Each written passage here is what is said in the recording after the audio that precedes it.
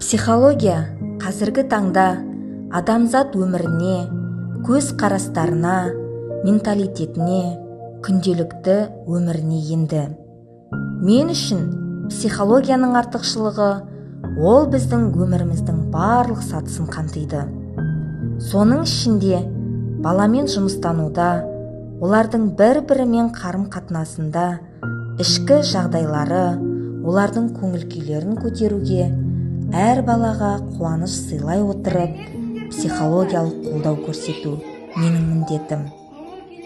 Психолог ретінде алға қойған мақсат мүдделерімнің орындалуына қол жеткізуім керек.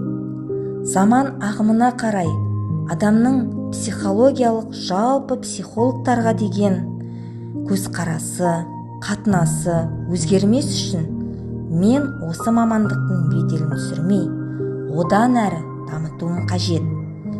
Кез келген жұмыстың нәтижелі болуы ол менің жұмысқа деген қатынасыма байланысты. Сондықтан да әр баламен жеке, топтық жұмыстарды жүзеге асыруда кездесетін түрлі қиыншылықтарды біле тұра жұмысымды одан әрі жалғастырып, өзіме артылған жауапкершілікті түсіне білемін. Өз қызметімде балалармен қатар педагогтарға эмоционалдық көңіл-күй сыйлап және кәсіби шеберліктерін одан әрі дамыту мақсатында тренинг, шеберлік сынып, кеңес беру жұмыстарын жеке өткізіп, сонымен қатар педагог пен ата-ана арасындағы ынтымақтастығын нығайтуға атсалысамын.